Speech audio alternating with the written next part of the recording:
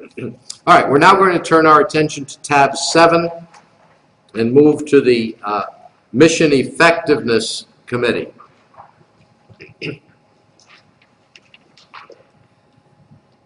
Again, this is chaired by a board member or director. It should have on it not just parents, but here you want parents of varying ages. You want parents who are just coming into the school at the pre-K or K level, along with parents in grades 3, 4, or 5, parents in 7 and 8. You want diversity of age and experience. You also want teachers on this, staff members, as well as perhaps individuals from outside who really understand the issues of philosophy mission. For Catholic elementary schools, I often recommend high school teachers or guidance counselors on this committee. And for high school, I almost always recommend somebody from the college level, either the admissions office or an academic dean's office. The responsibilities of this committee, as you see them here, to review and provide input on the foundational documents. And in his introduction, David referred to these earlier. It's not enough today for the Catholic school simply to operate with a statement of mission. They must have that. But all 4 of these foundational documents need to be in place and well promulgated if the school is going to thrive. It's not in your tab here right now. There are several letters, but I will provide it to David next week electronically, a definition of each of these. But let me share with you briefly. The school philosophy talks about what the school is called to be. It's your rationale for existence. And as a Catholic school, somewhere in your philosophy statement, it should say, St. Thomas School exists to integrate elements of Catholic faith with learning. That is your primary rationale for existence. Now, you could say other things like, we provide worship opportunities, prayer opportunities, service, community building, and so on. We teach gospel message. We teach Catholic faith that's age appropriate. But fundamentally, you exist to integrate elements of faith with learning. Now, by contrast, the statement of mission talks about what the school is called to do and who it is to serve. It's specific.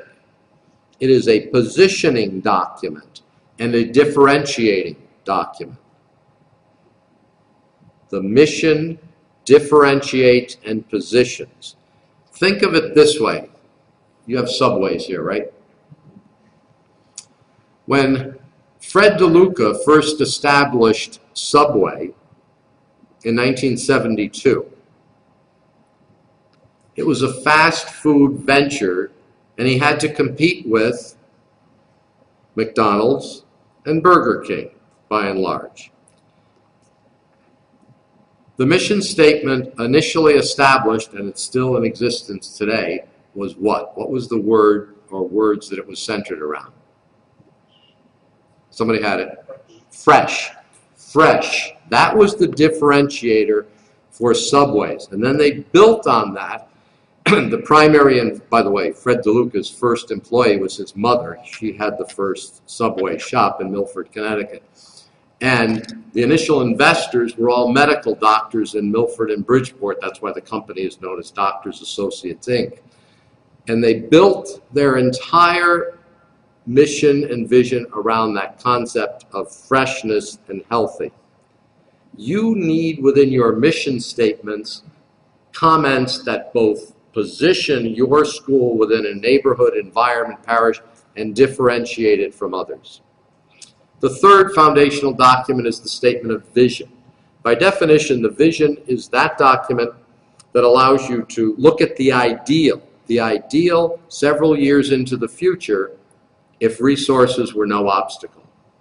The ideal that could be achieved several years into the future if resources were not an obstacle.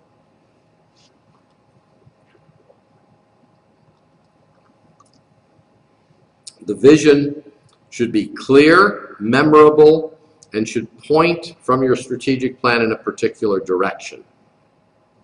One of our client schools, Bishop O'Dowd High School in Oakland, California, faced closing, almost certain closing, 9 years ago. They made significant changes. The new president of the school, Steve Phelps, came in and wrote one weekend the vision statement, which still exists today. Bishop O'Dowd High School will be the most technologically advanced high school in the Bay Area. That's it. Now that is a huge claim for a Catholic diocesan-owned high school that's going to, he didn't say Catholic high school, and he didn't say Oakland. He said the most technologically advanced high school in the Bay Area. And he built not only the vision, but the strategic plan, the comprehensive development plan around it.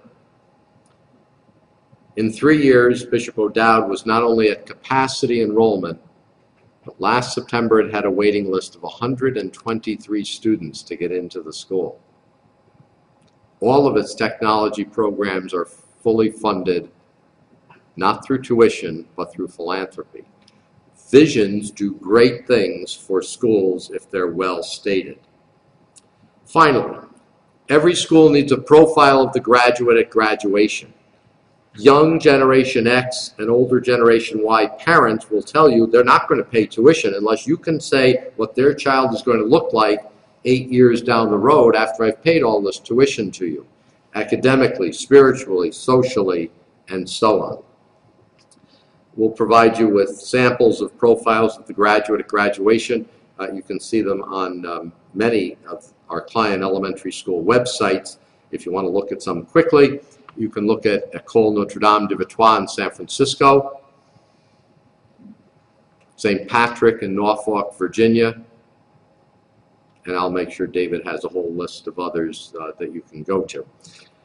The profile of the graduate at graduation should similarly be put up around the school in communication pieces, newsletters, light post banners. Here's another one for you, Saints Peter and Paul in Naperville, Illinois. They not only created a wonderful profile of the grad at grad, but it's on light post banners, one characteristic of the profile on every light post in 3 city blocks. Do you know Naperville? Oh, I thought you were nodding. No.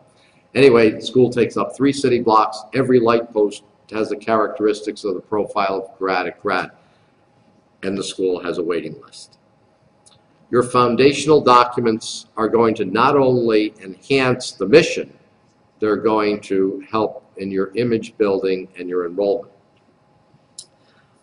Instead of going through the letters, I'm going to stop at that point. Any questions on the work of the Mission Enhancement or Mission Effectiveness Committee?